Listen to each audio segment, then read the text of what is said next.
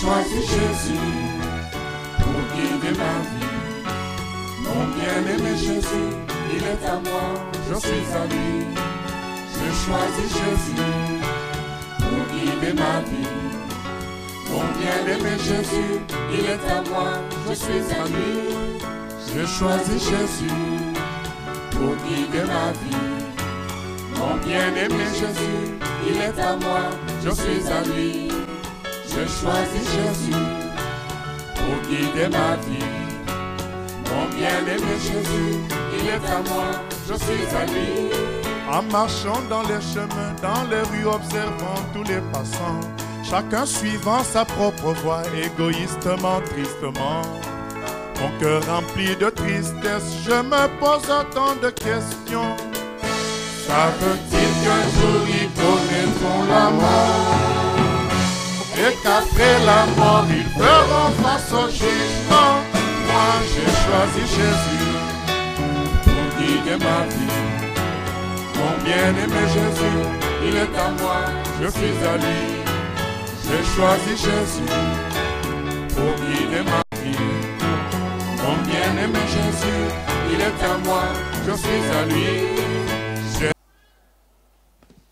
Gloire à Dieu, nous sommes au premier jour de notre séminaire intitulé « Ne crains rien, petit troupeau, car votre Père a choisi, a trouvé bon de vous donner le royaume. » Voilà, c'est une phrase que Jésus-Christ a prononcée dans Luc au chapitre 12.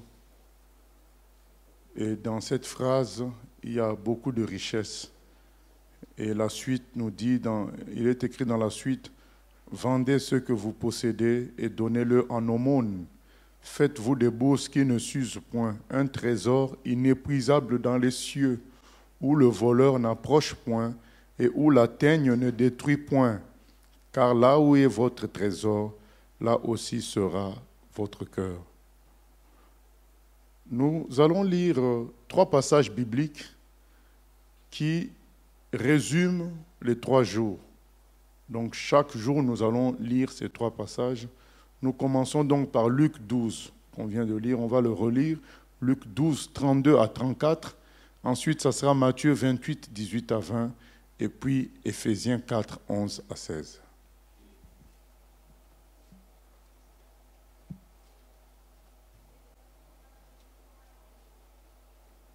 Luc, chapitre 12, versets 32 à 34.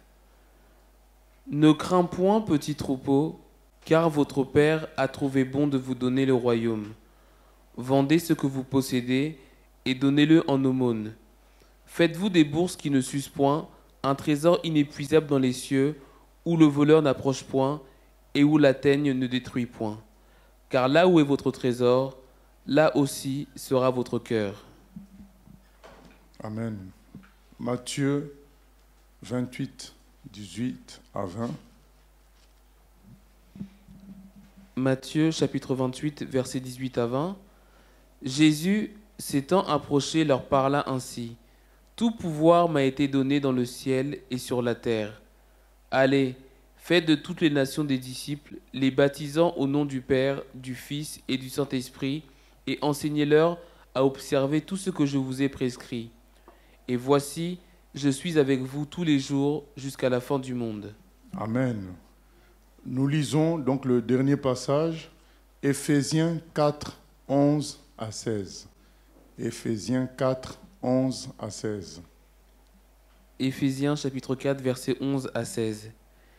Et il a donné les uns comme apôtres, les autres comme prophètes, les autres comme évangélistes, les autres comme pasteurs et docteurs, pour le perfectionnement des saints en vue de l'œuvre du ministère et de l'édification du corps de Christ, jusqu'à ce que nous soyons tous parvenus à l'unité de la foi et de la connaissance du Fils de Dieu, à l'état d'homme fait, à la mesure de la stature parfaite de Christ.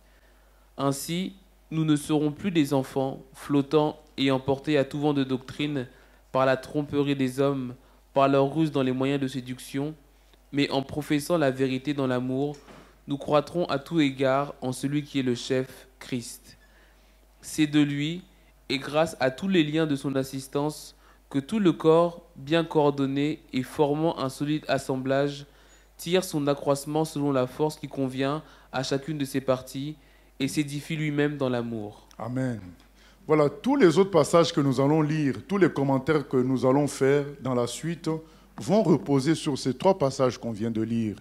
Donc, Éphésiens 4, 11 à 16, Matthieu 28, 18 à 20, et puis Luc 12, 32 à 34.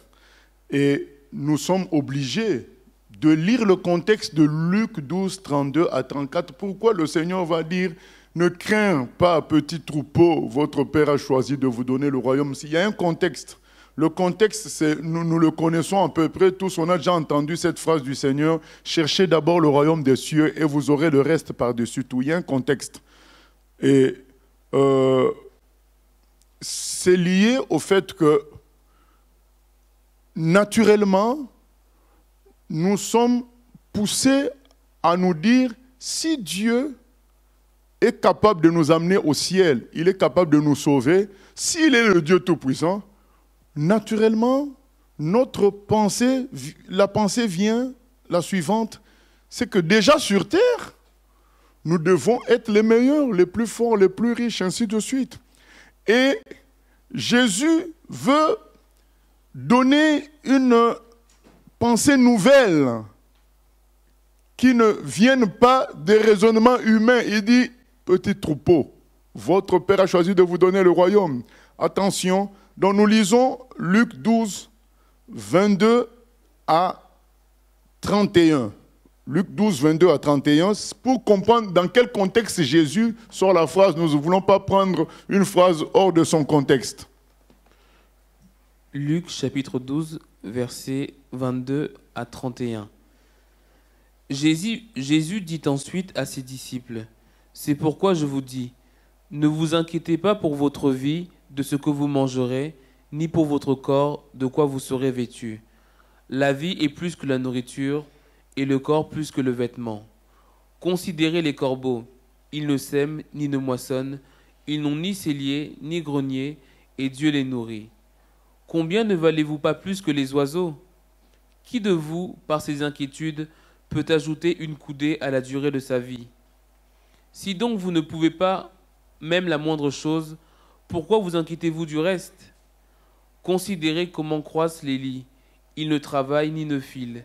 Cependant, je vous dis que Salomon même, dans toute sa gloire, n'a pas été vêtu comme l'un d'eux. Si Dieu revêt ainsi l'herbe qui est aujourd'hui dans les champs et qui demain sera jetée au four, à combien plus forte raison vous vêtira-t-il, gens de peu de foi? Et vous, ne cherchez pas ce que vous mangerez et ce que vous boirez, et ne soyez pas inquiets. Car toutes ces choses, ce sont les païens du monde qui les recherchent. Votre Père sait que vous en avez besoin. Cherchez plutôt le royaume de Dieu, et toutes ces choses vous seront données par-dessus. » Voilà le contexte. Jésus dit, soyez tranquilles par rapport aux choses de la terre. Parce que c'est naturel qu'on s'intéresse au manger, au boire. C'est naturel tout ça. Et Jésus dit que cela n'amène pas une inquiétude. Réfléchissez spirituellement. Marchez par rapport au ciel. Cherchez d'abord le royaume des cieux. Le reste des choses terrestres, Dieu sait que vous en avez besoin, il vous les donnera. Ne marchez pas selon la logique humaine, des capacités humaines, la force du nombre. Parce que l'homme veut se reposer sur lui-même, il veut se reposer sur ses acquis, il veut se reposer sur ses possessions. Jésus dit, non, ce n'est pas comme ça que mon système fonctionne. Et il dit, vous êtes le petit troupeau. Donc n'ayez pas des ambitions d'être un grand troupeau. Ne cherchez pas à vous consoler, à vous fortifier par le nombre. Ce n'est pas comme ça que mon système fonctionne. Ne vous consolez pas par vos possessions nombreuses. Ce qui est important, c'est moi, que je sois avec vous. Ce qui est important, que mon Père soit d'accord avec vous. Voilà ce que le Seigneur Jésus leur dit. Attention, ne tombez pas dans le piège de vouloir les possessions, le nombre, pour se sentir fort, pour se sentir réussir. Ne cherchez pas la réussite selon le monde. Cherchez le royaume des cieux, c'est-à-dire cherchez que Dieu soit le centre de votre vie. Cherchez que Dieu règne dans votre vie, que votre goût soit la présence de Dieu. Que votre bonheur soit dans la présence de Dieu. Que vos aspirations soient d'accomplir la volonté de Dieu. Cherchez ça, c'est ça que vous devez vous intéresser à cela. Attention à la logique du monde. C'est pourquoi il dit, d'emblée, petit troupeau, c'est un message. Petit troupeau. Donc même du temps de Jésus, ce n'était qu'un petit troupeau. Vous savez, on a comme une fausse image de croire que quand Jésus était sur terre, il faisait, il faisait bon d'être chrétien. Ah non! Être chrétien, même du temps de Jésus, était un sacrifice. Ce n'était pas quelque chose de beau. Ce n'était pas quelque chose d'appréciable dans la société. C'était un choix évident, oui. Les gens voyaient clairement qui il était, ils suivaient. Mais il ne suivait pas forcément à 100%. Nous voyons cela dans Jean 2, 25, quand le Seigneur dit, il connaissait le cœur des gens. Pourtant, au verset 23, on dit que beaucoup de gens ont cru en lui. Mais au verset 25, il est écrit, Jésus connaissait leur cœur. Il savait que c'était des gens qui n'étaient pas convertis. Mais beaucoup suivaient, puisqu'il y avait un mouvement de miracle. Il y avait tout simplement un mouvement. Les gens suivent la vague. C'était comme une mode. Mais au plus profond, il n'y avait que peu de gens qui suivaient Jésus. Et on le voit dans Jean 6, quand il dit qu'il faut le manger, tout le monde le quitte sauf les 12. Donc même du temps de Jésus. Et après le temps de Jésus, être chrétien n'était pas quelque chose d'agréable. C'était quelque chose de... C'était un sacrifice, c'était un choix sérieux. Parce que quand tu devenais chrétien, tu étais critiqué, tu étais mis au banc de la société, tu étais victime, comme on dit en français, victime d'ostracisme, donc tu es écarté. Et les gens qui devenaient chrétiens le devenaient parce que c'était vital pour eux. C'est comme quelqu'un qui n'aime pas, admettons, qui n'aime pas la chimio, mais quand on lui dit que ton cancer est généralisé, tu n'as pas le choix, il se prend quand même la chimio, même s'il n'aime pas, parce que c'est vital. Et donc, être chrétien, les gens le devenaient parce que c'était vital pour eux. Ils sentaient que ne pas devenir chrétien, ils allaient dans la perdition éternelle. Ils sentaient qu'ils perdaient tout. Ils préféraient venir avec Dieu et affronter, être confrontés à la haine générale, au rejet général. Ce n'était pas par plaisir, ce n'était pas parce qu'ils auraient des avantages directs terrestres. Alors que, aujourd'hui, beaucoup deviennent chrétiens, pas parce que c'est vital pour eux, pas parce qu'ils ont saisi que en dehors de Jésus, c'est la mort. Mais ils le deviennent comme à l'époque, comme je viens de dire, ceux qui ne faisaient pas partie du petit troupeau, ils suivaient Jésus par ambiance. C'était la mode. Vous savez, j'ai été dans une église, autrefois dans la région parisienne, où on a vu même des jeunes se convertir en grande quantité. Et d'ailleurs, à l'époque, ça justifiait le fait de considérer que nous étions dans la vérité, puisqu'il y a beaucoup de même des jeunes, des voyous qui se convertissaient. Donc, le responsable de l'époque utilisait ça pour dire « je suis dans la vérité ». Regardez même des gens des gens ne cessent d'être voyous pour venir à Christ. Mais je peux vous dire que la plupart, à 80% de ces jeunes-là, aujourd'hui, sont soit en dehors du christianisme, soit dans le christianisme, mais dans le faux christianisme, de l'argent, du pouvoir humain, de la réussite terrestre. Et c'est là qu'aujourd'hui, je me rends compte que ce n'était pas de vraies conversions. C'était des conversions conditionnées par le fait d'intégrer un parti qui réussit, une église qui grandit. Il y a la musique, il y a les manifestations, les gens tombent. Il y a un mouvement qui réussit, les gens viennent. Mais les vrais chrétiens n'en sont qu'un petit nombre. C'est écrit, hein? Large, dans Matthieu 7, large est le chemin qui mène à la perdition. Beaucoup de gens prennent ce chemin-là. Mais étroit est le chemin qui mène au ciel. Il y a peu de gens qui le trouvent. Ce n'est pas moi qui le dis. Matthieu 7, 13. C'est écrit clairement. Peu de gens le trouvent. Et Jésus dit à ses amis, vous êtes un petit troupeau.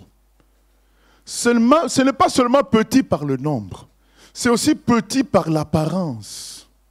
On se souvient dans Apocalypse chapitre 3, parce qu'il est écrit au verset 8 à l'église de Philadelphie, parce que tu as peu de puissance, mais que tu as gardé ma parole, moi aussi je serai avec toi, je te garderai. Je ferai que les gens de la synagogue de Satan viennent se prosterner devant toi et reconnaître que je t'ai aimé.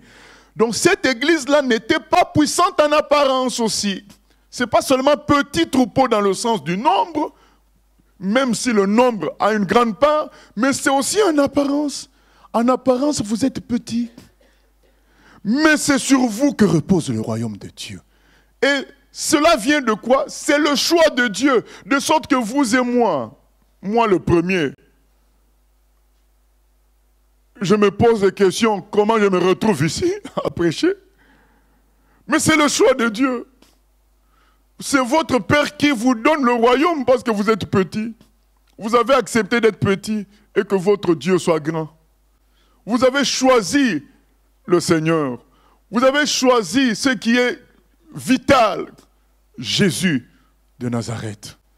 Vous avez choisi de le suivre de tout votre cœur, alors Dieu a décidé de vous donner le royaume. Et soi-même, on se regarde et dit, mais où est ce royaume? Mais ce royaume, il est puissant, il est spirituel et il agit sur le physique. Mais je vais insister d'abord sur le côté petit. Le petit troupeau. Vous savez, depuis les temps anciens, Dieu a utilisé que le petit troupeau. Il a utilisé le peuple d'Israël, alors que ça faisait partie des petits peuples de l'époque. Il y avait des grands peuples à l'époque, les Égyptiens, les Syriens, les Babyloniens. Plus tard, il y a eu les Grecs. Et après, il y a eu les Romains. Mais Dieu a travaillé avec un petit troupeau, un petit peuple, dans un petit pays. Comme vous voyez Israël sur la carte, c'est un petit pays. Petit. Mais c'est ce peuple-là que Dieu a choisi. Il a dit, c'est avec le petit nombre qu'il veut travailler. Quand on prend l'histoire de Gédéon, Gédéon doit aller en guerre. Qu'est-ce qu'il fait? Il enrôle les soldats. Il y en a environ 20 000 qui viennent. Dieu lui dit non. Il faut que le nombre diminue. Parce que si vous allez avec ce nombre-là, vous allez considérer que c'est vous qui avez gagné et non moi. Alors que ceux qui ont peur s'en aillent. Le nombre a diminué. Il y a eu un autre test. Boire de l'eau avec prudence, avec vigilance. Ça a fait diminuer le nombre à 300 seulement. Vous vous imaginez 300, vous allez combattre des milliers de soldats à 300. Dès le départ, Dieu est toujours dans le système du petit troupeau, petit nombre. Gédéon voulait partir avec beaucoup de gens, mais Dieu lui fait partir avec que 300 personnes. C'est le système de Dieu. Nous devons comprendre à quel Dieu nous avons affaire, afin que nous ne nous laissons pas piéger par le diable. Parce que quand on ne comprend pas qui est Dieu, comme c'est écrit dans Osée 4, 6, mon peuple est détruit parce qu'il lui manque la connaissance. Comme tu ne connais pas qui est Dieu, tu vas chercher le nombre alors que lui travaille dans le système du petit troupeau, du petit nombre. Ça a toujours été comme ça. Quand le Seigneur lui-même, quand il était présent, il s'est retrouvé dans Jean 6 avec 12 personnes, alors qu'au début, il y en avait beaucoup. Et à la fin, 120 personnes qui étaient dans la chambre haute, dans Actes des Apôtres. 120 personnes. Pour quelqu'un comme Jésus, n'avoir que 120 personnes, c'est trop petit par rapport à l'étendue d'Israël, le nombre de tribus d'Israël. Par rapport à tout ce qu'il a fait comme miracle, merveille, par rapport à sa prédication, finalement, finir avec 120 personnes, c'est petit. C'est un petit troupeau. Nous devons comprendre le système de Dieu. Petit troupeau. Parce que beaucoup se lèvent parfois fatigués en se disant, mais il y a peu de gens qui aiment Dieu dans la vérité. Et ils se sentent seuls. Mais nous ne sommes pas les premiers. Élie, à un moment donné, il était découragé. Et on lui dit, mais pourquoi tu es dans cet état? Il dit, mais je me retrouve seul. Parce que tous les vrais prophètes de Dieu ont été tués. Et moi, je me retrouve seul. Mais Dieu lui dit, non, non, tu n'es pas seul. Il y a 7000 autres que peut-être toi tu ne vois pas, mais moi je les vois, qui n'ont pas fléchi les genoux devant Baal. Mais même les 7000, par rapport aux milliers, à plus de peut-être 1 million du peuple, 7000 c'est quoi? Ce n'est même pas 1%. Ce n'est même pas 0,1%. C'est quoi? C'est très petit. Mais Dieu dit, petit troupeau, votre Dieu a choisi de vous donner le royaume. Il a dit à Élie, ne t'inquiète pas. Toi, obéis à ma voix. Va faire ceci, va faire cela. Même si tu es seul, mais la victoire va se manifester par toi. C'est ainsi que Élie, au mont Carmel, il a affronté 450 prophètes de Baal et 400 d'Astarté, il les a vaincus. Parce qu'à lui tout seul, il y avait le royaume sur lui. Le petit troupeau. Et quand l'église a commencé, vous savez, certains vont dire, mais oui, mais quand l'église a commencé, on a vu beaucoup de gens, quand Pierre a prêché, il y avait 3000 convertis, ainsi de suite. Oui, il peut y avoir des temps où Dieu va agir et nous donner une apparence de grand troupeau. Mais c'est des temps de transition, ce n'est pas des temps définitifs. C'est des temps de transition. Nous devons comprendre le système de Dieu. Je ne suis pas en train de dire que quand il y a un grand nombre, c'est forcément pas de Dieu. Je n'ai pas dit ça. Je veux dire, il faut que tu connaisses comment Dieu fonctionne. Comme ça, même quand il y aura grand nombre, tu sauras quoi faire. Et on a vu ça avec Jean-Baptiste. Quand il y a eu le grand nombre, qu'est-ce que Jean-Baptiste a dit?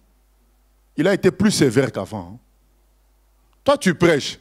Maintenant, les gens viennent, tu les matraques encore. Mais qu'est-ce que vous venez faire? Qui vous a appris à fuir la colère à venir? Parce qu'il connaissait comment Dieu fonctionnait. Et il savait qu'il faut être prudent avec le grand nombre. Dans le grand nombre, il y a un piège. Et il a été ferme pour sortir du grand nombre, seul les sauver.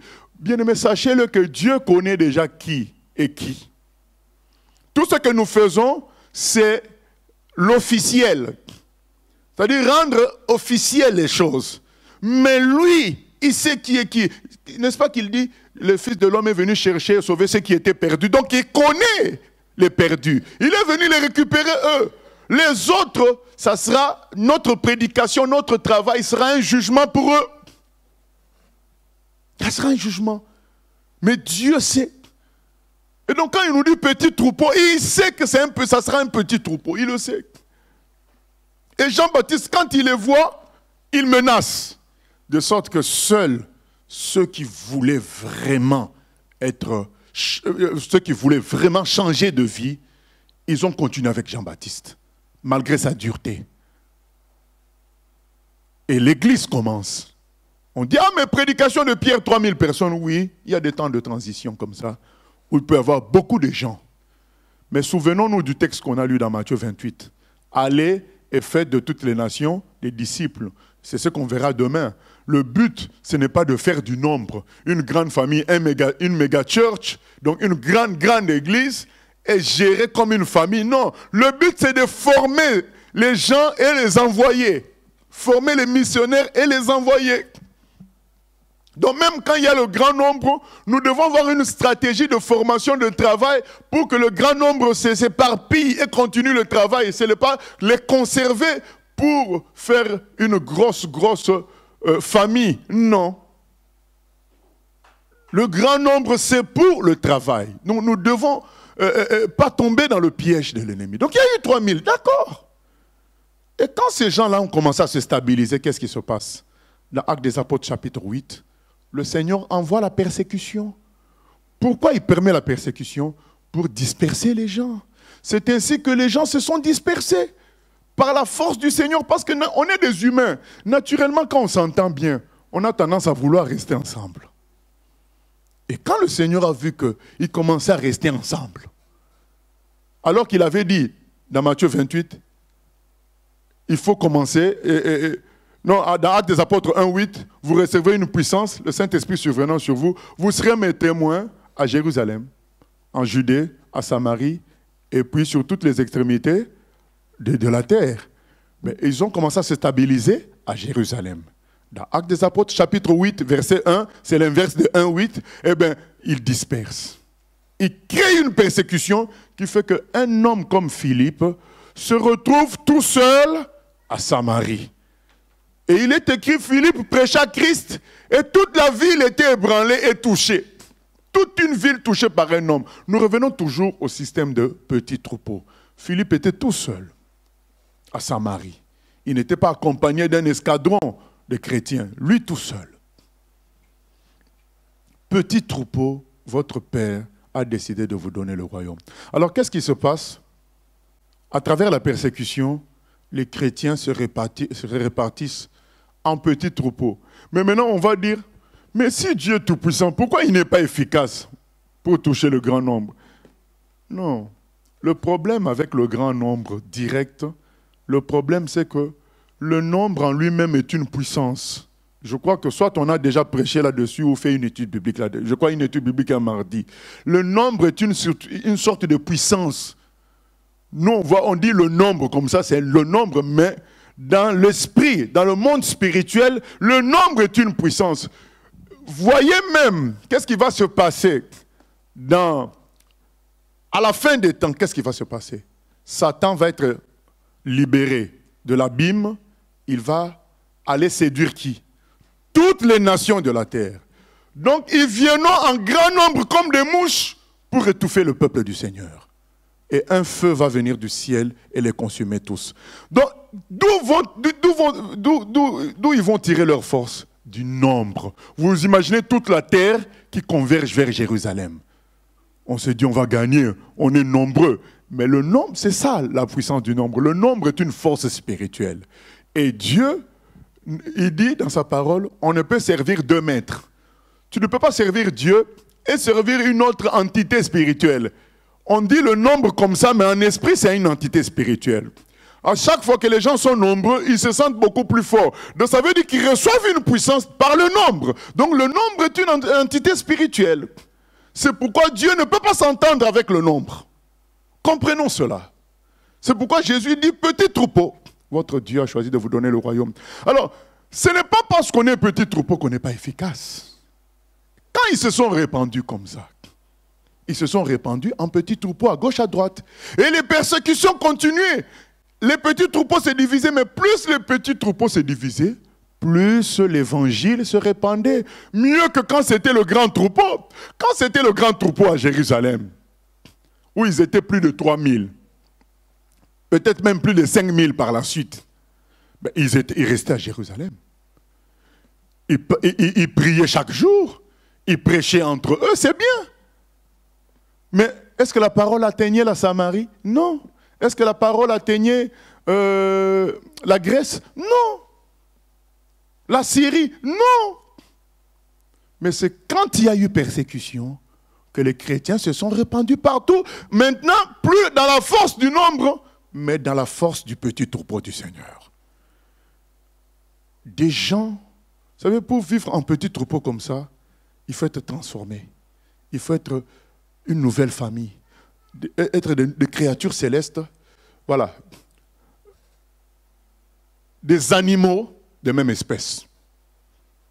Des gens qui ne voient d'autres partenaires que les gens de leur espèce, c'est-à-dire d'autres chrétiens véritables. Et comme ils sont peu nombreux, les chrétiens véritables, ils se retrouvent en petits troupeaux. Et la persécution permet de diviser encore le troupeau et d'envoyer les gens. Finalement, à cause de ça, les chrétiens se sont retrouvés en Afrique. Ils se sont retrouvés même en Espagne par la persécution. Même en Inde, Toujours la persécution les a amenés plus loin. Et l'histoire la plus récente de la persécution, c'est avec la Chine. On vient dans une ville, on emprisonne les chrétiens. Il y en a qui fuient. Quand ils fuient, ils vont dans des villages qui n'ont pas été encore visités par le Saint-Esprit, par les chrétiens. Ils prêchent l'évangile, un village connaît le Seigneur. Quand on apprend qu'ils sont dans ce village-là, les policiers viennent encore, ils fuient. Et en fuyant comme ça, ils répandent l'évangile partout. Petit troupeau est efficace. Ça donne l'impression que ce n'est pas efficace, c'est faux. C'est le grand troupeau qui est statique, qui n'est pas efficace. Et par le petit troupeau, Dieu veut montrer que c'est lui qui est tout puissant. Ce n'est pas le nombre. Il s'oppose ainsi au nombre pour dire c'est moi le chef. C'est moi le tout puissant, ce n'est pas le nombre. Le petit troupeau suffit pour faire le travail du Seigneur. Et c'est ainsi que les chrétiens ont vécu vraiment cette phrase-là. Petit troupeau, votre Dieu vous donne le royaume. C'est-à-dire ils étaient petits en nombre, mais ils se multipliaient rapidement. C'est un peu contradictoire, hein? Mais comment expliquer ça? Admettons qu'ils sont 15. Mais ils sont tellement remplis de Dieu. Parce que je l'ai dit, c'est des gens qui ont pris le risque de mourir en devenant chrétiens, contrairement à nous. Nous, c'est un choix de compréhension. Gloire à Dieu. Peu importe le fait que c'est un choix de compréhension ou bien on choisit la mort, mais quelque part nous devons aussi choisir quand même la mort parce qu'on laisse le monde, on veut vivre une vie nouvelle. Mais toutefois, eux ils avaient une menace directe physique alors que nous on n'a pas cette menace directe physique. Nous quand on devient chrétien, on échappe à la mort spirituelle, mais on n'a pas fui la mort physique comme telle réellement. On n'a pas eu cette menace là. Alors que eux ils étaient sous cette menace. Ils étaient conscients qu'en devenant chrétiens, tu es comme mort déjà. C'est ce qui fait que jusqu'à l'an 331, jusqu'à l'an 331, l'Église était pure. Pourquoi elle était pure? Un escroc ne pouvait pas devenir chrétien. Parce qu'un escroc ne pouvait pas chercher à mourir. Un chrétien qui veut juste prêcher. Il y a des gens qui aiment prêcher, il y a des gens qui aiment avoir des dons spirituels, mais tu ne vas pas prendre des dons spirituels, tu ne vas pas expérimenter ça au prix de ta vie. Hein? Chacun aime sa vie plus que tout. Hein? Donc, il n'y avait pratiquement pas de faux chrétiens dans les églises. Parce que tu devenais chrétien, quand tu devenais chrétien, ça veut dire que tu vas avoir des problèmes avec ta famille si tu es juif. Tu vas avoir des problèmes avec ta famille si tu es romain. Tu vas avoir des problèmes avec l'État si tu es juif. Les deux États. L'État juif représenté par les sacrificateurs, dirigé par les sacrificateurs, je dis l'État juif entre parenthèses, hein, parce que c'était sous colonisation romaine, mais il y avait quand même une sorte de police juive à elle-même. Voilà. Et tu auras des problèmes avec eux, tu auras des problèmes avec l'État romain, et si tu étais juste romain, tu auras des problèmes avec ta famille, et tu auras des problèmes avec l'État romain. De sorte qu'ils allaient prier où? Dans les grottes, dans les heures qu'on ne peut pas soupçonner. Comme notre ami, j'ai oublié son prénom, qui s'est converti dans un cimetière en Algérie. Parce qu'il y a la persécution dans les années 90. Là, à l'époque où les islamistes régnaient en Algérie. Mais Jésus a décidé d'agir quand même. Et vous savez, là où il priait, c'était où? Au cimetière, la nuit. Mais il faut être courageux pour venir les attraper là au cimetière la nuit. Ils priaient là-bas parce que n'importe où ils allaient prier, on allait les attraper, on allait les tuer. Pour fuir la persécution, ils priaient la nuit dans le cimetière. Et c'est ainsi que ce frère-là s'est converti. Parce qu'il a rencontré un chrétien dans la discussion en chemin. Le chrétien dit, mais si tu veux, viens à notre réunion le soir. Et le soir, il arrive au cimetière. Mais tu ne peux pas fuir, tu es déjà arrivé. La prière commence, la parole est prêchée. Il se convertit au cimetière. Pourquoi? Parce qu'il y a la puissance du Saint-Esprit qui est plus forte que la mort. Vous voyez le contexte des chrétiens d'autrefois. C'est des gens qui risquaient leur vie. De sorte qu'il n'y avait pas vraiment de faux chrétiens. Parce que tu ne peux pas risquer ta vie pour un don spirituel. Tu ne peux pas risquer ta vie pour prêcher. Tu ne peux pas risquer ta vie pour avoir une position dans l'église. Tu ne peux pas. La vie, c'est la chose la plus chère pour l'homme. Donc quand quelqu'un risque sa vie comme ça, il était vraiment purifié. Après, il pouvait y avoir des faux chrétiens espions envoyés par le gouvernement pour savoir où les chrétiens se réunissent. Ça, c'est direct. Ce n'est pas... Eux, ils ne craignaient rien parce que si on les attrapait, on allait les libérer. C'était des espions du gouvernement. Mais je parle de faux chrétiens charnels. C'était difficile parce que tu mettais ta vie en danger. Personne ne met sa vie en danger pour rien. C'est que son besoin est authentique. C'est ainsi que jusqu'à l'an 331, l'Église était bien pure. Malgré la persécution, en petits troupeaux, elle se multipliait. Elle se multipliait très vite. Comme il paraît, ça c'est il paraît, on disait que dès qu'on tuait un chrétien, il y a 10 qui se convertissaient. On tue un chrétien aujourd'hui, 10 se convertissent. Parce que chaque chrétien était véritable et il pouvait être un canal pour le salut de beaucoup de personnes. Petit troupeau. Maintenant, à l'an 331, il y a Constantin qui se convertit. On ne sait pas si sa conversion était véritable. L'empereur romain, Constantin, il se convertit à Jésus. Donc il y a des débats concernant sa conversion. Est-ce qu'elle était authentique? On ne sait pas. Toujours est-il que, comme c'était l'empereur devient chrétien, et cet empereur-là a fait que le christianisme est devenu à la cote, est devenu à la mode. Parce qu'on veut être proche de l'empereur, on se fait chrétien. On veut être bien dans l'administration, on se fait chrétien. Du coup, le petit troupeau s'est transformé en grand troupeau. Puisque tout le monde voulait être chrétien, parce que c'était un avantage social d'être chrétien. C'était bien vu d'être chrétien. Il y a des pays comme ça, par exemple en Afrique du Sud, c'est bien vu d'être chrétien. Vous allez voir quelqu'un qui a des fétiches, mais quand on parle de Dieu, il va dire aussi son mot positivement, parce que c'est bien vu dans la société d'être chrétien. Donc, qu'est-ce que ça va faire? Qu'est-ce que ça a fait? Ça a fait que le christianisme est devenu un grand troupeau, et dans ce grand troupeau, les infiltrés étaient majoritaires. Donc des gens qui venaient juste pour des intérêts, pour des positions, pour être bien dans la société, et le paganisme, les cultes païens, les pratiques païennes ont commencé à entrer dans l'Église. De sorte que ça a abouti à quoi? À la fabrication du mouvement catholique. C'est comme ça que l'institution catholique a commencé. Ça a commencé quand l'empereur est devenu chrétien.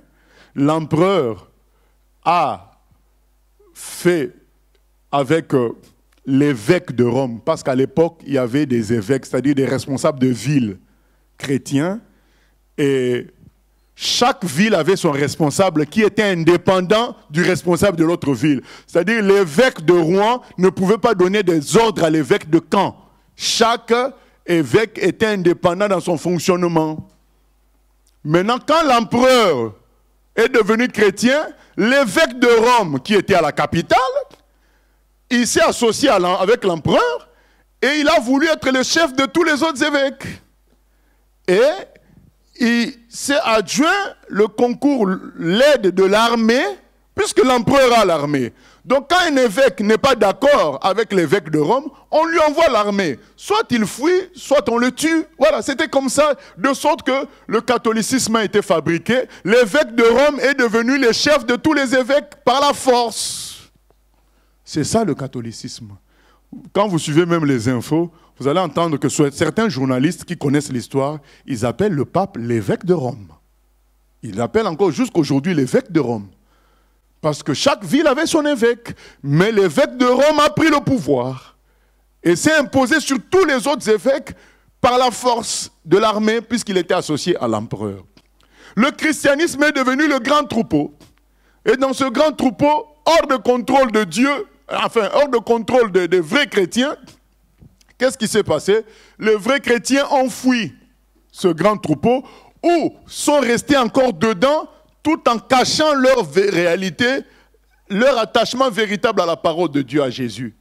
De sorte que le petit troupeau a continué. Il y a eu deux églises. L'église officielle, la grande, avec le pape, l'empereur et consorts, et il y a eu la vraie église. Donc l'église officielle, la fosse, et la vraie église, un petit troupeau caché, parfois dans les montagnes, parfois dans les maisons, mais qui ne pouvaient pas se manifester sous peine d'être tués. Donc les gens dont la persécution a recommencé non plus par les païens, non plus par les autorités juives, mais par les faux chrétiens ont commencé à persécuter les vrais chrétiens. D'où le petit troupeau a continué toujours. Le grand troupeau n'a pas pu tuer le petit troupeau. Le petit troupeau a continué. Si je devais vous raconter les histoires des petits troupeaux de l'époque, il y en a beaucoup. Donc il y a des résistants, des gens qui se cachaient, qui gardaient la parole, qui gardaient Jésus comme seul chef de l'Église et qui ont été brûlés, qui ont été tués. Donc il y en a beaucoup. Le petit troupeau a continué jusqu'à ce que nous soyons là. Et aujourd'hui encore, le Seigneur appelle un petit troupeau.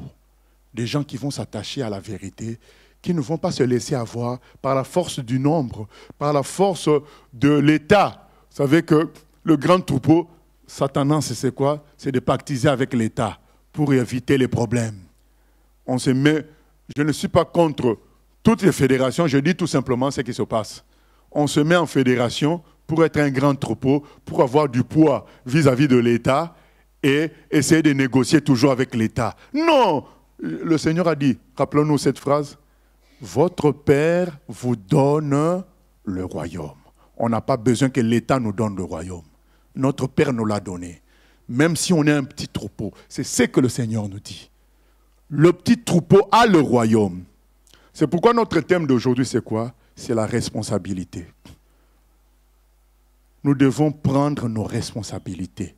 Le petit troupeau doit prendre ses responsabilités. Dieu t'a donné le royaume, alors comporte-toi comme quelqu'un qui gère le royaume et non pas comme quelqu'un qui subit. Ces chrétiens-là qui étaient dans les grottes, ils ne se comportaient pas comme des gens qui subissaient. Ils considéraient que le royaume reposait sur eux. Ils avaient confiance que leur prière était entendue et changeait les choses. La preuve, je vous l'ai dit, on tuait un, 10 se convertissaient. Donc, ils considéraient qu'ils étaient celui qui est en eux. C'est ce que notre frère Jean dit là, 1 Jean 4,4. Vous, petits enfants, vous les avez vaincus, car celui qui est en vous est plus fort que celui qui est dans le monde. Ces gens-là étaient conscients de ça, malgré leur petitesse en apparence, malgré le petit nombre, ils étaient conscients que le royaume reposait sur eux. Que c'est eux qui avaient la décision par la prière, par la communion, par l'enseignement des apôtres. Ils savaient le dernier mot. Ils étaient conscients de ça. Ils ne se comportaient pas en faibles. Je vous ai raconté l'histoire de cette sœur-là en Tunisie,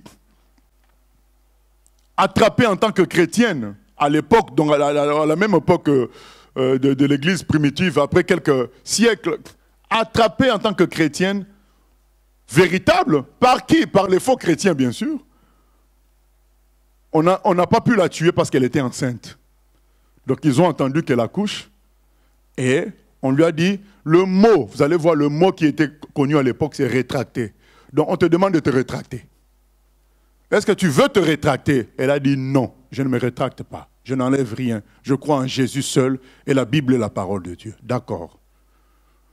On commença à l'amener pour aller la tuer et son papa vient devant elle avec son bébé pour dire, tu laisses même ton bébé, tu vas à la mort comme ça. Elle a dit oui. Jésus contrôle tout. Voilà. Je crois en lui et j'irai jusqu'au bout de ma foi.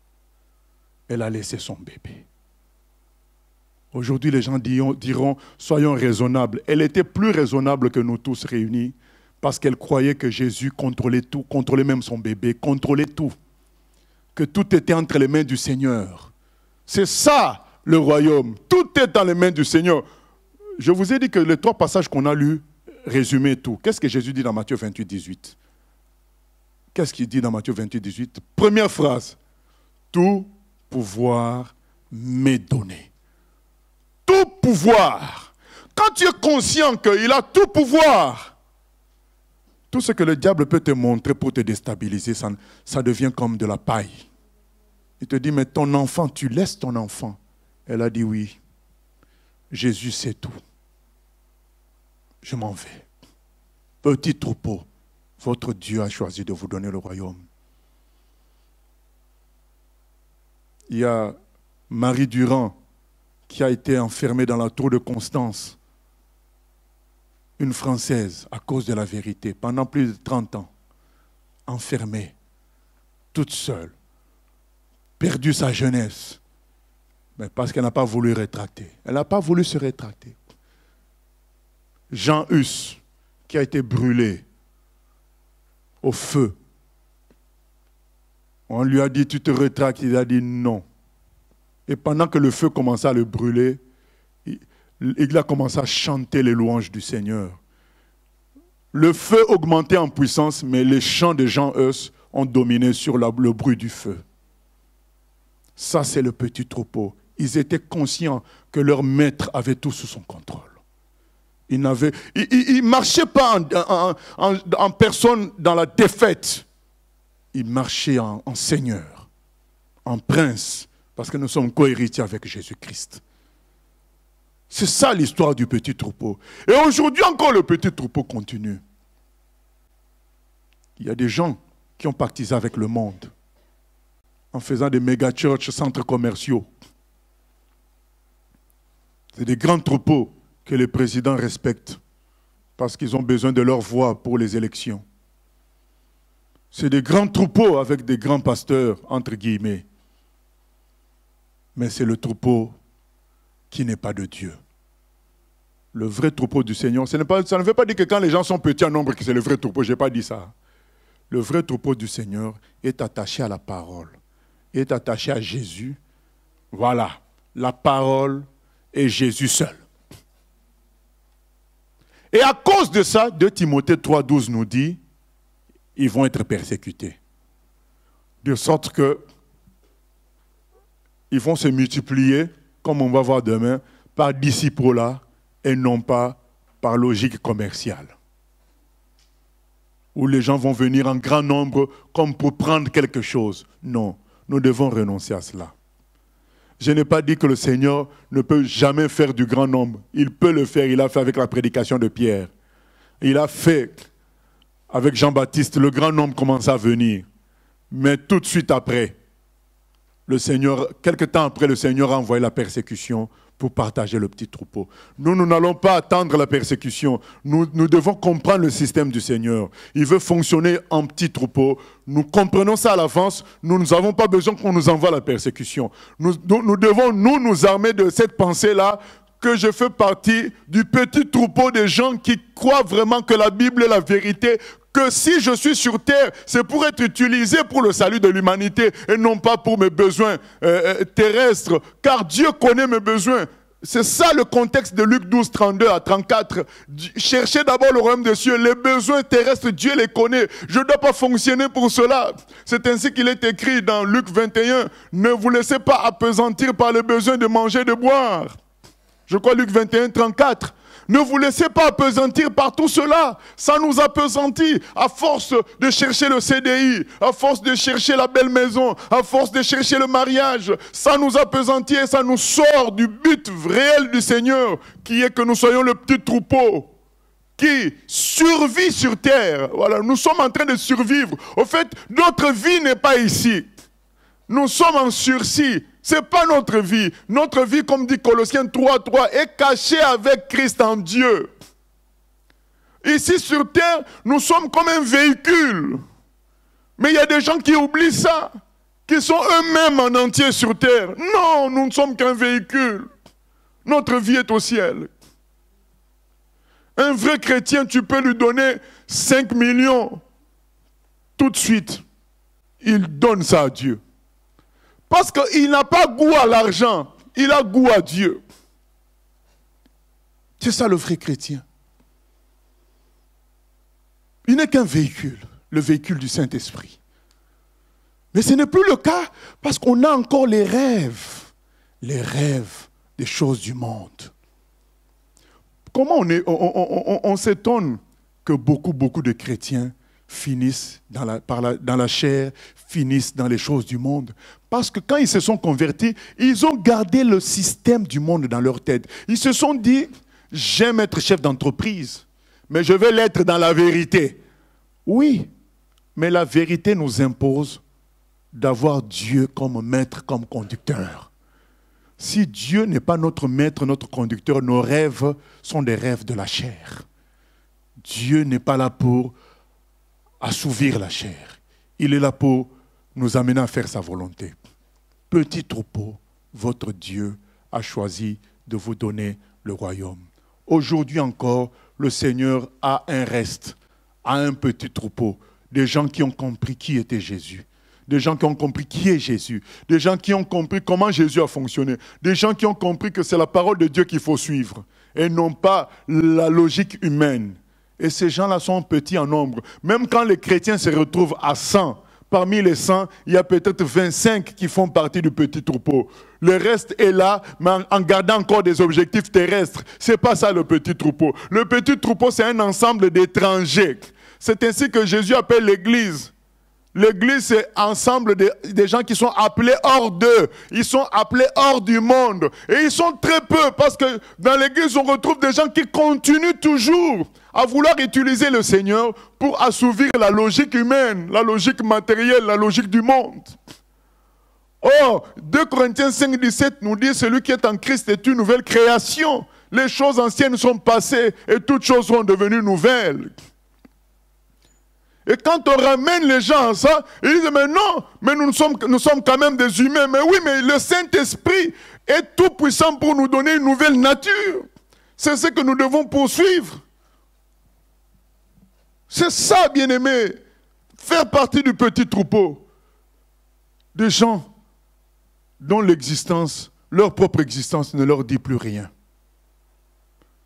L'apôtre Paul a dit, mourir pour moi c'est un gain. Dans Actes 20, 24, il dit « Ma vie n'est pas précieuse pour moi. » On va lire ça, Actes 20, 24. « Ma vie n'est pas précieuse pour moi. Je ne suis qu'un véhicule. » Et les gens vont dire « Oui, moi je suis tout le temps dans l'église. » Mais oui, mais ça ne veut pas dire être tout le temps dans l'église. Peut-être que tu es là aussi parce que c'est la chair qui te pousse à faire les choses pour te sentir avoir une valeur. C'est pas bon tout ça. C'est notre Dieu qui nous donne le royaume. Nous ne devons pas l'arracher, nous ne devons pas prendre le royaume par les œuvres. Il nous donne, nous devons prendre ça par la foi et par le choix. Nous devons avoir soif de ce royaume, c'est tout. Oui.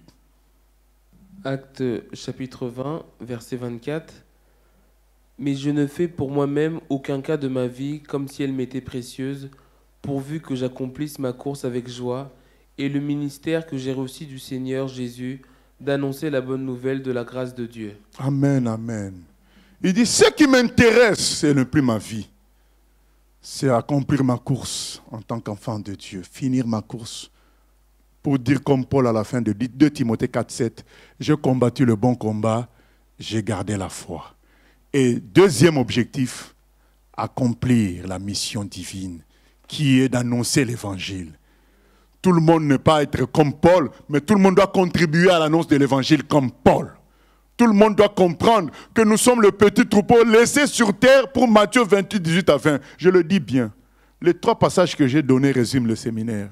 Allez faire de toutes les nations des disciples. Voilà pourquoi nous existons encore sur terre comme véhicule. Parce que Dieu nous aime beaucoup. C'est notre papa. Et le Seigneur dit, votre Père, ça veut dire beaucoup. Ça veut dire dans cette phrase-là, votre Père a trouvé bon de vous donner le royaume. Le Seigneur dit beaucoup de choses. Il dit que Dieu est maintenant votre papa.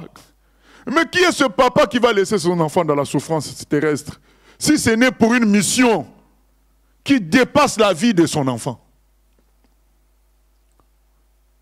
Notre mission, comme Paul dit dans Acte 20, 24, ça dépasse notre vie. Il dit, c'est ça qui compte pour moi. Ça dépasse notre vie. C'est pourquoi un papa peut laisser son enfant dans ces conditions-là. Parce que la mission de l'enfant est plus grande que la vie même de l'enfant. C'est ça que nous devons comprendre. Notre Dieu nous donne le royaume. Nous ne sommes pas les premiers. Il a donné le royaume. Il a donné Canaan. On a vu, on va voir dans le mardi à l'étude biblique comment à Jéricho, Dieu va donner la victoire à son petit peuple qui fait le tour de la ville de Jéricho par des chants, par des sons de trompette. Nous ne sommes pas les premiers petits troupeaux. Il y a eu d'autres petits troupeaux. à qui Dieu a donné la victoire. Malgré les persécutions, l'Église s'est répandue dans tout l'Empire romain. Avec le petit troupeau qui s'est multiplié de petit troupeau en petit troupeau. L'Église s'est répandue dans tout l'Empire romain. Comme j'ai dit, il y a des phases de grand nombre, mais ces phases de grand nombre sont des phases transitoires. Ce ne sont pas des phases définitives, parce que Dieu est ennemi du nombre. C'est comme ça, afin que la gloire lui revienne à lui tout seul. Alors qu'est-ce que nous devons faire alors que Dieu nous donne le royaume? Ça paraît très facile, mais pourquoi nous avons l'impression que nous n'avons pas ce royaume? Parce qu'il faut le choisir, ce royaume. Il faut le désirer. C'est pourquoi Jésus dit, depuis Jean-Baptiste, le royaume de Dieu est forcé. Seuls les violents s'en emparent. C'est-à-dire des gens qui choisissent clairement. Ce royaume, ce sont ceux-là qui s'en emparent.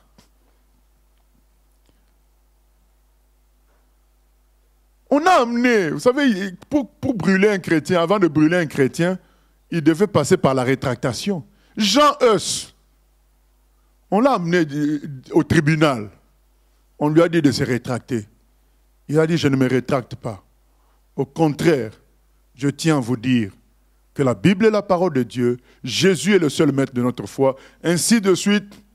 Et puis, on l'a amené par la suite au bûcher. Mais pourquoi ces gens-là ne se rétractent pas? Parce qu'ils sont conscients que le royaume est sur eux, ils sont responsables. C'est-à-dire que si Jean Hus se rétractait, son royaume, le royaume de Dieu, allait prendre un coup sur terre.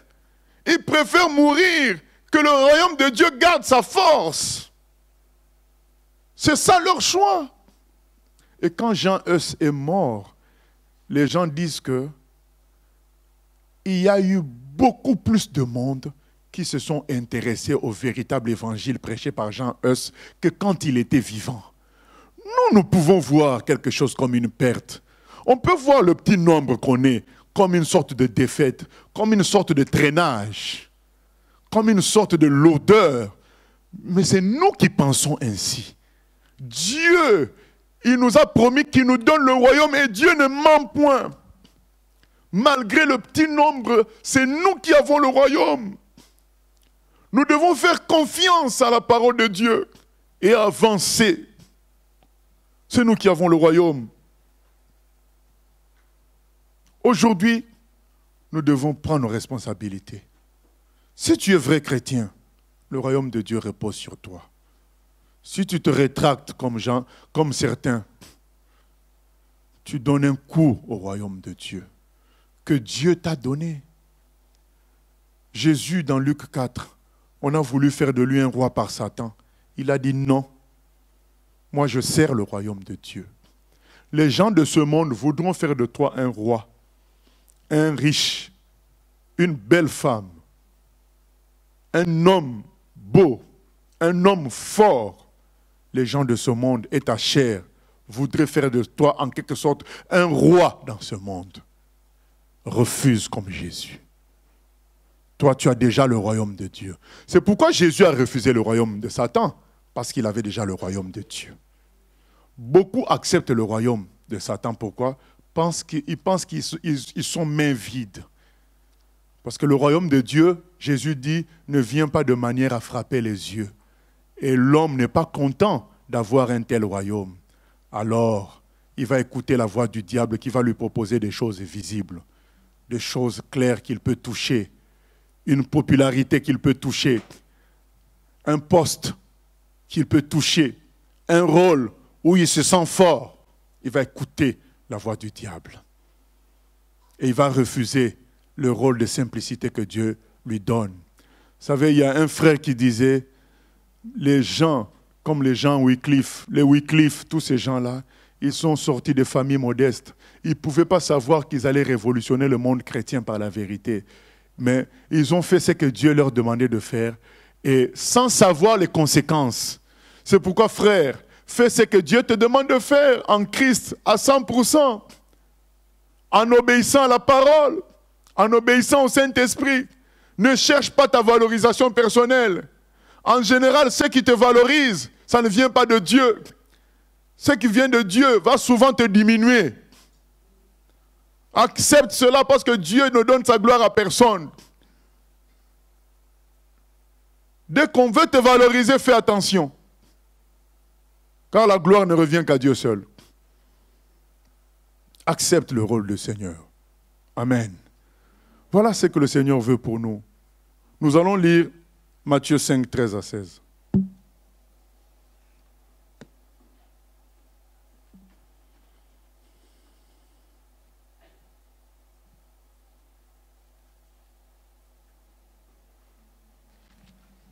Matthieu, chapitre 5, versets 13 à 16.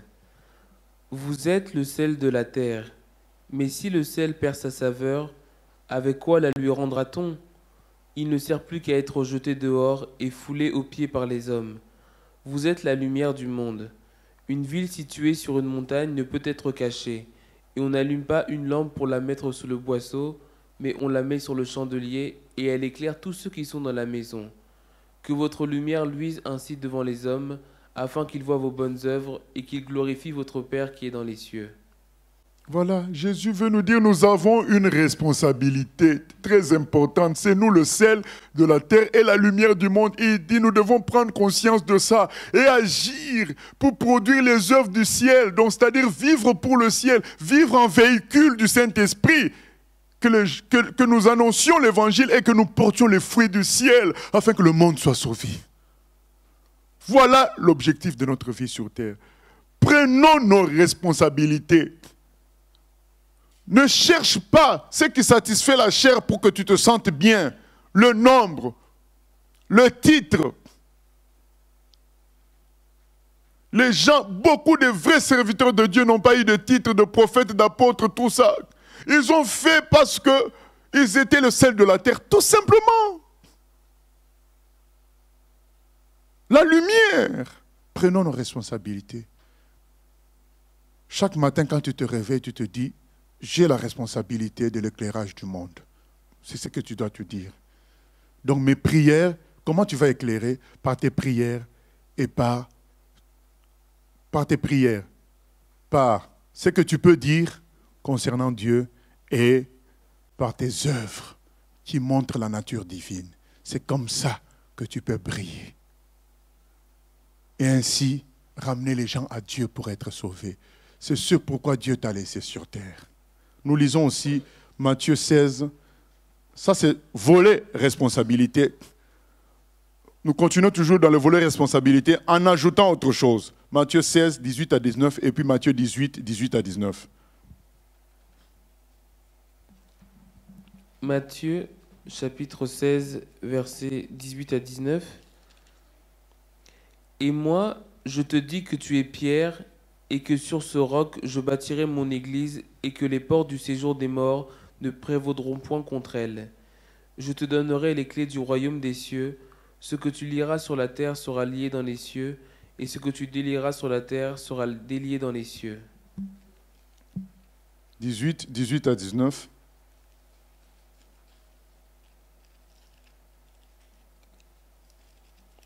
Matthieu chapitre 18, versets 18 à 19. Je vous le dis en vérité, tout ce que vous lierez sur la terre sera lié dans le ciel, et tout ce que vous délierez sur la terre sera délié dans le ciel. Je vous dis encore que si deux d'entre vous s'accordent sur la terre pour demander une chose quelconque, elle leur sera accordée par mon Père qui est dans les cieux. Voilà la responsabilité que Dieu donne à nous, le petit troupeau, à nous les chrétiens. Il dit, vous avez l'autorité de lier, de délier sur la terre. C'est très grand cette autorité-là. C'est très grand. C'est très grand cette responsabilité. Comment utiliser ça? Dans la prière. Nous réunir à 3, 4, décider des choses pour notre pays. Nous réunir à 3, 4, décider des choses pour nos familles, concernant le salut, concernant la gloire de Dieu. Voilà comment utiliser ces responsabilités. Vous savez combien de gens avec qui je peux converser, éparpillés, je parle des vrais chrétiens, qui me disent, mais pasteur, nous sommes un petit nombre, on ne grandit pas en nombre, ainsi de suite. Mais ce n'est pas de cela qu'on devrait s'inquiéter. On devrait s'intéresser plutôt à faire le travail comme on est en train de lire là. On est 2 ou 3. Est-ce que c'est moi qui dis ça? C'est pas moi, c'est écrit. Là où 2 ou 3 sont réunis, ils vont demander une chose, je donne. Il dit, ce que vous lirez sera lié. Ce que vous délirez sera délié. On a un grand pouvoir de décision à 2 ou 3. Et Jésus dit, petit troupeau. Vous êtes 2 ou 3, vous êtes un petit troupeau.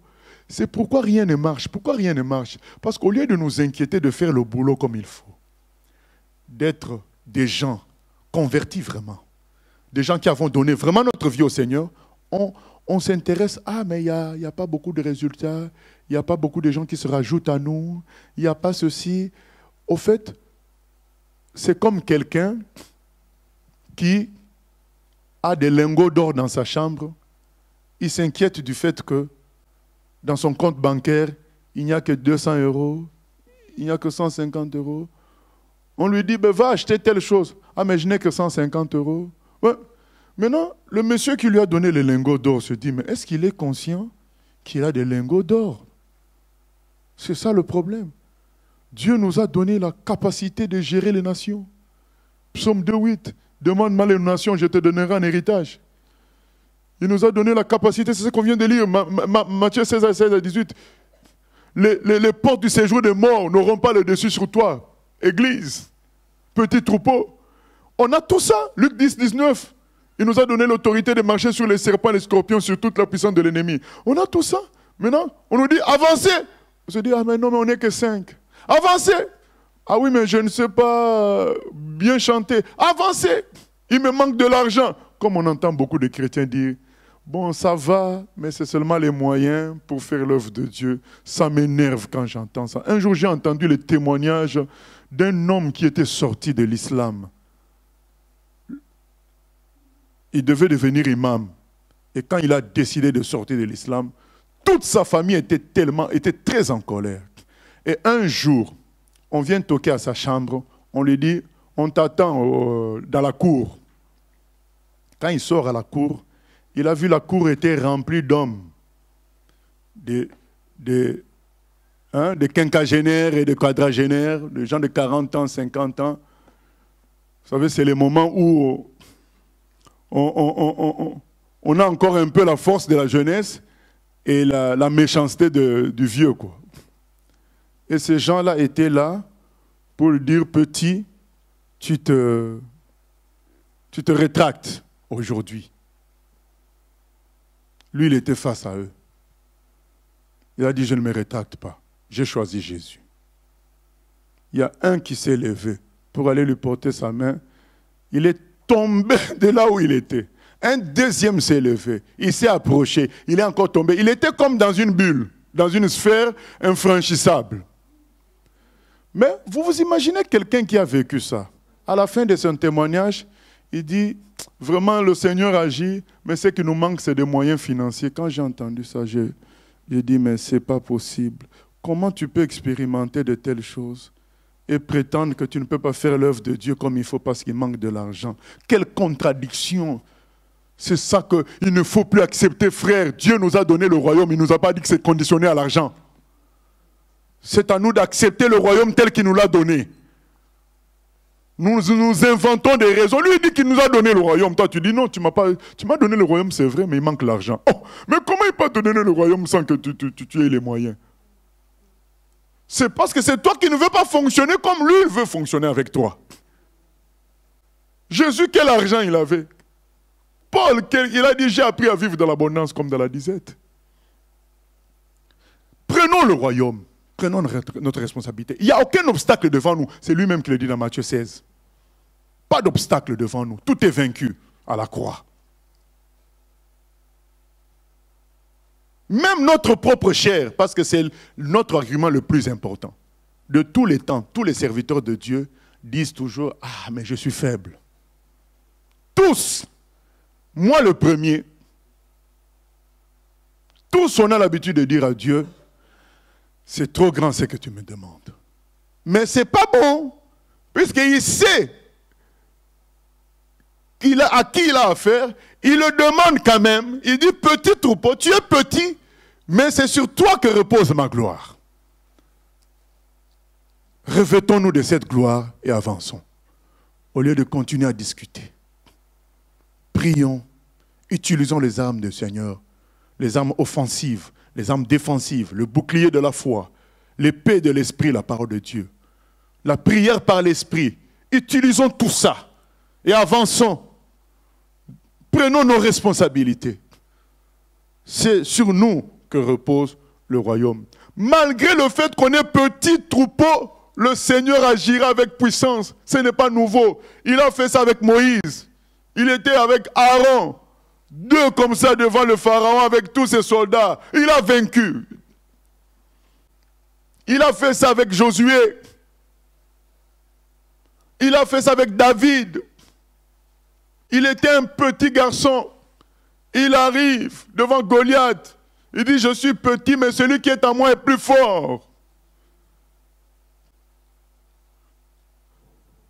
Il a fait ça avec Gédéon, on se souvient de l'histoire. Il a fait ça avec Jérémie, un jeune que Dieu envoie devant les rois pour leur dire, repentez-vous. On l'a enfermé dans les prisons. Il est resté pur, il ne s'est pas corrompu. Il a fait avec Élie. Vous connaissez l'histoire d'Élie, non? Tout le peuple suivait Baal. Et Élie était tout seul, face au peuple et au prophète de Baal. Mais il a vaincu. Il a fait avec Élisée pareil.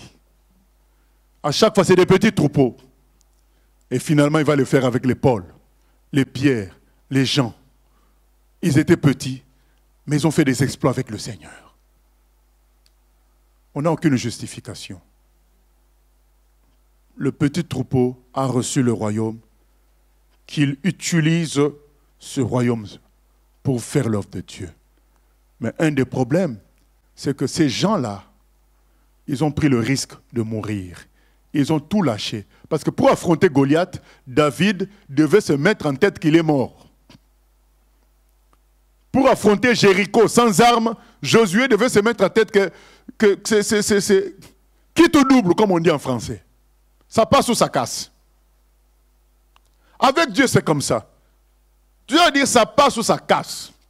La femme qui a mis 2 pites en offrande, que Jésus a loué, elle a dit ça passe ou ça casse. Je donne tout ce que j'ai. Ou ce Dieu-là est tout puissant, ou il n'est pas. S'il est tout puissant, alors moi je donne tout. Parce qu'il est tout puissant pour s'occuper de moi. Amen. S'il n'y a pas la logique de ça passe ou ça casse, quelqu'un ne peut pas avancer en Christ. Le royaume de Dieu appartient aux violents. C'est comme ça. Ça passe ou ça casse. J'abandonne ma vie, je laisse tout, je suis Dieu. Les gens vont dire, mais tu avais des talents dans ceci. Là. Oui. Mais qui a plus de talent que Dieu? Personne. Je me réfugie auprès du Seigneur. Je le laisse me conduire. Luc 12, 35 pour clôturer.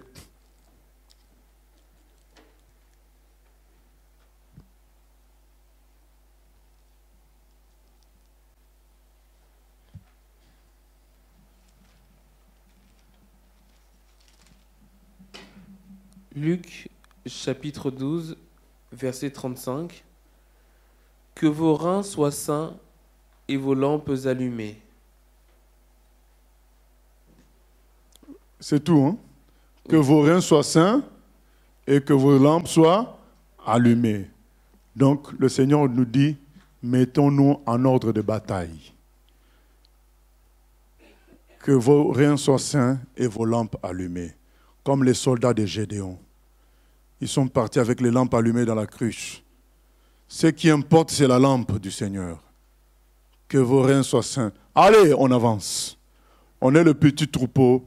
On a reçu l'autorisation du Seigneur d'avancer et de bâtir son royaume sur la terre. Ne nous posons pas de questions inutiles. Saisissons tous les trésors que le Seigneur nous a laissés dans sa parole et par son Esprit Saint et avançons. Que nos reins soient sains et nos lampes allumées. Voilà ce que le Seigneur nous demande aujourd'hui. Arrêtons de dire on est 3 personnes, on est 4 personnes. Non, ce qui compte, c'est ce que nous faisons avec ce que le Seigneur nous a laissé. Ce n'est pas le grand troupeau qui compte. Dans le grand troupeau, il peut y avoir beaucoup de choses, des réalités que vous ne connaissez pas. Et Jésus connaissait ces réalités. Dans Jean 2, 23 à 25, il dit, il ne se fiait pas à tous ces gens-là qui avaient cru en lui, parce qu'il connaissait leur cœur. Il y a beaucoup de réalités dans le grand troupeau. Et le Seigneur a dit une parole dans Jean 6 pour diminuer le grand troupeau. Et le grand troupeau s'est vidé, comme un ballon percé. Pshhh. Quand Jésus a dit, il faut me manger, tout le monde est parti. Il ne restait que 12 personnes, le petit troupeau. Et le Seigneur va permettre des épreuves pour vider toujours le grand troupeau, afin que le vrai troupeau, le petit troupeau reste et continue l'œuvre de Dieu. Que vos reins soient sains. Mettez vos ceintures, prenez vos lampes. Ce n'est pas grave, petit troupeau. Votre Dieu a décidé de vous donner le royaume. Vous avez le royaume dans vos mains. C'est une réalité. Prions le Seigneur, repentons-nous de toute forme de langueur, de fainéantise. Repentons-nous de toute forme de lourdeur et disons, Seigneur, j'ai compris que tu m'as donné le royaume. Jésus à la croix criait, tout est accompli. Désormais, il nous dit, allez, faites de toutes les nations des disciples. Désormais, il nous dit qu'il est avec nous. Nous n'avons pas à nous inquiéter parce qu'il le dit clairement, nous sommes un petit troupeau, mais nous avons reçu le royaume. Nous avons reçu l'autorité céleste. Que nos reins soient saints et nos lampes allumées au nom de Jésus-Christ. Amen.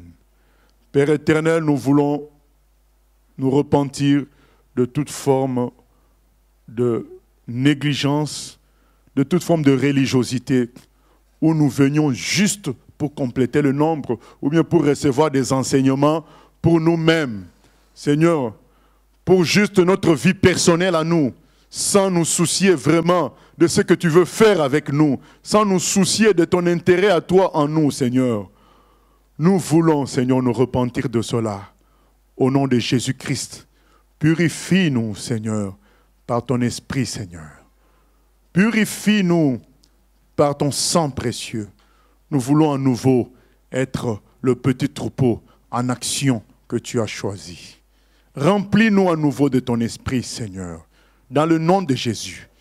Seigneur, qu'un réveil commence au milieu de nous, où nous allons prendre conscience de tous les dons qui se trouvent dans la parole pour nous, Seigneur. Merci de nous enlever la peur. C'est pourquoi tu dis, ne crains pas, petit troupeau, ne crains pas. Ne regarde pas aux obstacles, ne regarde pas à ton petit nombre. Ne crains pas. Même si tu ne vois rien, je suis avec vous. Oh Seigneur, merci pour ta parole qui nous redonne une vie nouvelle, une pensée nouvelle. Au nom de Jésus.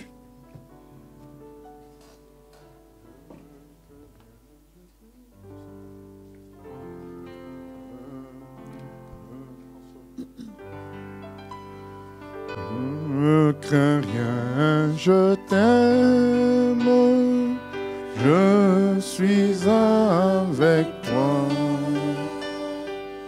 Promesse suprême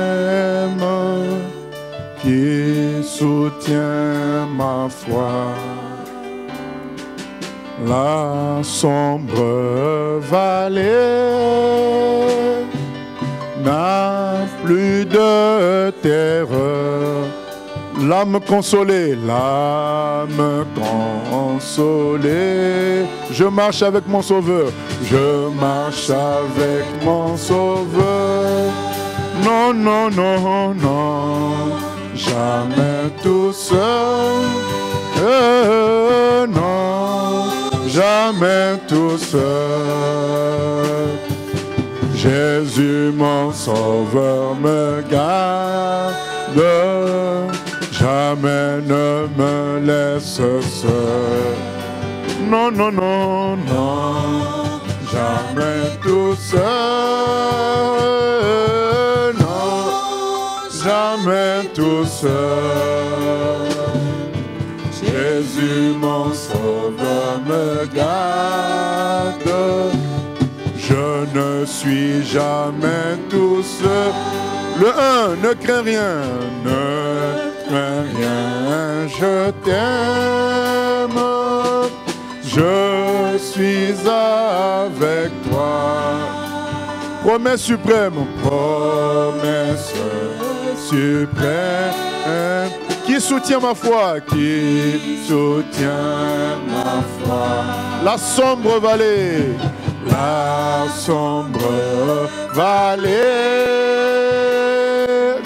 n'a plus de terreur. L'âme consolée,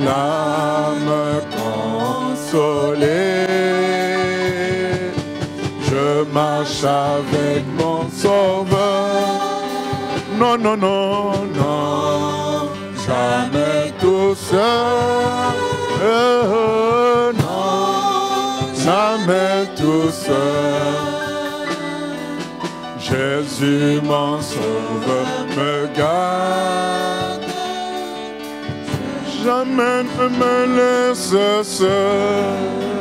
Non, non, non, non, jamais tout seul. Non, jamais tout seul. Jésus mon sauveur me garde, je ne suis jamais tout seul. L'aube matinière, l'aube matinière ne lui qu'au beau jour. Jésus ma lumière, Jésus ma lumière, m'éclaire toujours, m'éclaire toujours. Quand je perds de vue l'astre radieux, à travers la nuit, à travers la nuit, Jésus me montre les cieux. Non, non, non, non, jamais tout seul. Non, non, jamais tout seul. Jésus mon sauveur me garde, jamais ne me laisse seul. Non, non, non, non, jamais tout seul. Non, jamais tout seul. Jésus mon sauveur me garde, je ne suis jamais tout seul. Alléluia, Seigneur. Seigneur, c'est toi que nous voulons suivre, Seigneur, sur le chemin du combat sur la terre. Nous voulons te suivre sur le chemin du salut des humains. Car tu as dit, le Fils de l'homme est venu chercher et sauver ceux qui étaient perdus, Seigneur. Nous voulons te suivre sur ce chemin-là de sauver l'humanité, d'éclairer l'humanité, Seigneur. Nous voulons comprendre que nous ne sommes que des véhicules du Saint-Esprit sur la terre pour accomplir ta volonté, car notre vie est déjà au ciel, Seigneur. Qu'il en soit ainsi dès aujourd'hui, que nous vivions pour le salut des humains, que nous vivions pour faire ta volonté, que nous vivions pour manifester ta gloire, le fruit de l'Esprit, afin que le monde te connaisse, Seigneur, car nous sommes la lumière du monde, que nous vivions pour tout cela. Ô Éternel des armées, merci de nous apaiser, merci d'enlever en nous la peur des obstacles, la peur de la maladie, la peur des flèches de l'ennemi. Car en toi nous avons la victoire, car il est écrit, ces petits enfants, vous les avez vaincus, car celui qui est en vous est plus fort que celui qui est dans le monde. Tu nous donnes, Seigneur, le royaume. Le royaume, c'est plus que l'argent, Seigneur. C'est plus que les dons spirituels, c'est plus que les positions. Le royaume est entre nos mains, Seigneur, à travers la prière et l'obéissance à ta parole, à travers le fruit de l'Esprit, Seigneur. Ce royaume va se manifester. Les gens vont connaître que tu existes.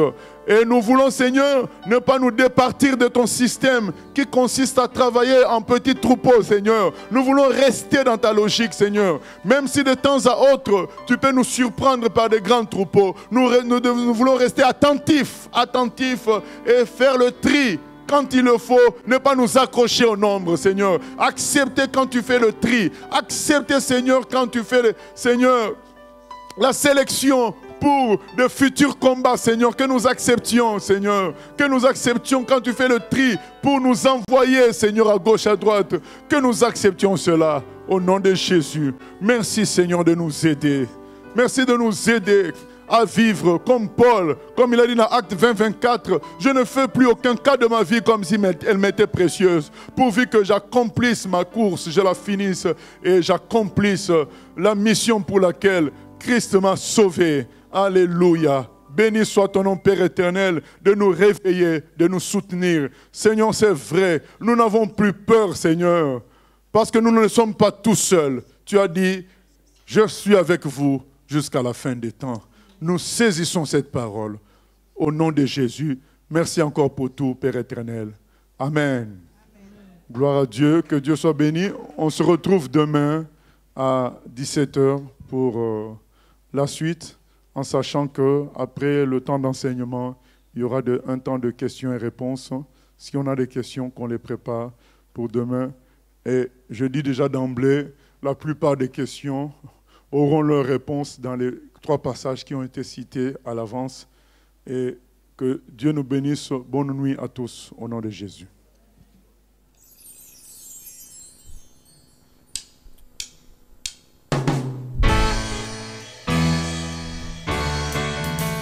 J'ai choisi Jésus pour guider ma vie. Mon bien-aimé Jésus, il est à moi, je suis à lui. J'ai choisi Jésus pour guider ma vie. Mon bien-aimé Jésus, il est à moi, je suis